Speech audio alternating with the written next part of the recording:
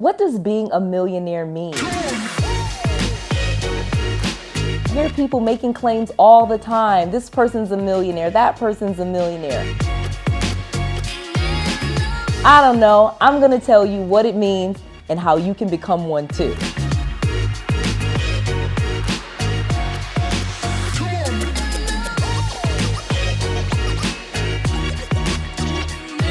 I'm going to share with you my real story on how I became a certified millionaire by 2 of the metrics, and why on the 3rd metric I'm going to have a really hard time meeting it, and I'm going to tell you why. And I'm going to give you my dirty little secret so that you can get to millionaire status in 12 months. So there are 3 major ways that people are defined as a millionaire. And I'm going to get to that in just a second, but I'm going to tell you before we ever get into millionaire status and who's a millionaire, who's a billionaire, and all this other stuff, it really comes down to mindset. So before we ever start adding up dollars and seeing what's in people's bank accounts, because most of the time we really don't know anyway, it really starts with a mindset. When I say millionaire mindset, it's very important for you to first want to become a millionaire or want to be a millionaire and believe that millionaires exist. One of the biggest problems that I had when I was just a working poor person was that I always thought everybody was broke. I literally was like, oh, they don't have any money. This person's lying. That person's lying. Yeah, right. And I just always doubted that people had money. I basically was just projecting my feelings about myself onto other people. And if you find that you are doing the same thing, you have a mindset issue. Before you can ever become someone that is rich, someone that is wealthy, or someone that lives comfortably and lives a life of leisure, you have to first believe that it exists for other people, and then you have to believe that it exists for you. If you see other people and you don't think that anyone ever has any money, or you think that people that have money are evil or mean or terrible people, then you'll probably never get to millionaire status. So I'm not going to bore you and give you all of the definitions on how you get there if you don't believe it's real.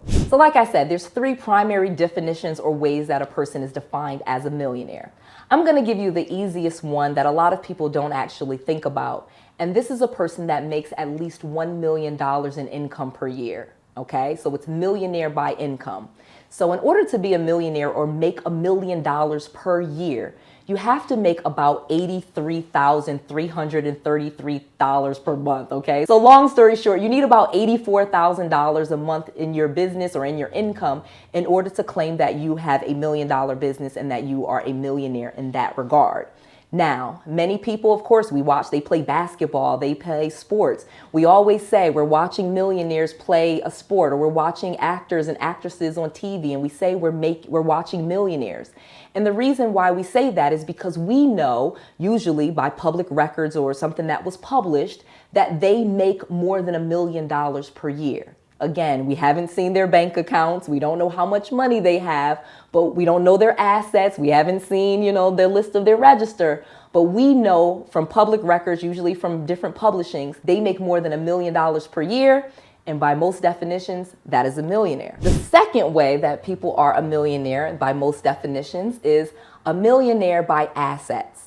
Meaning you have at least $1 million in assets. So there's 2 very complicated formulas that people use. And again, most people that tell you are a millionaire, most of them is by their own definition. Many times though, it's their CPA, their accountant, that has told them, based on this information and that you've given and that you're submitting, that you have this status.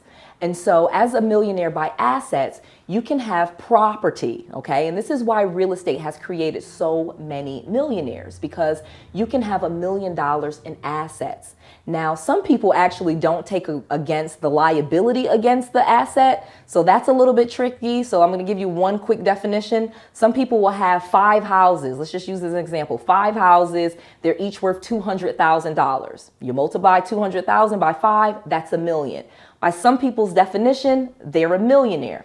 But in most cases, most of the CPAs, they're going to take away the debt that's associated to the property. So if you have $2 million worth of assets and you owe $1 million, then you have $1 million in assets. And most CPAs, most accountants, most financial planners, or people in the industry that define millionaires would deem you a millionaire.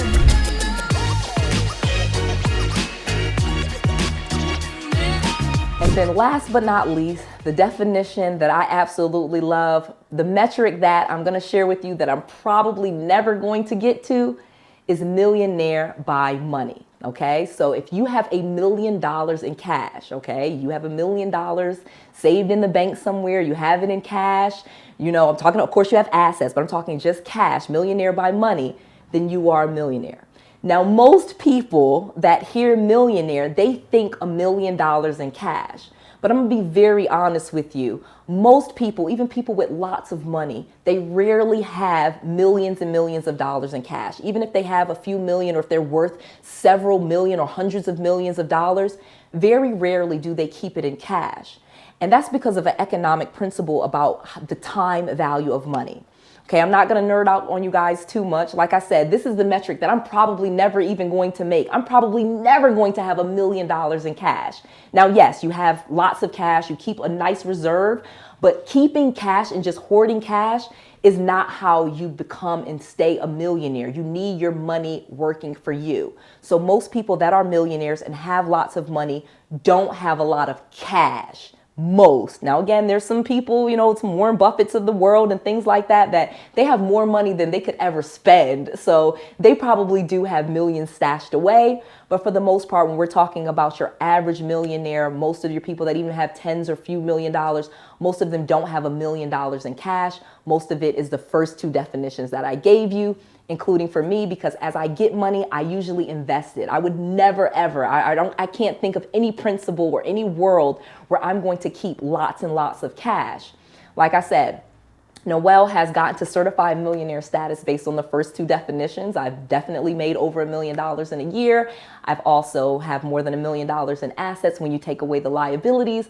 However, keeping $1 million in cash, that ain't happening. Hopefully that answers your question and you understand why some people are saying they're millionaires, but probably why almost none of them have $1 million in cash. So let me give you a really, really quick bonus, because this matters more than anything. And this goes back to the first point that I was making in this video.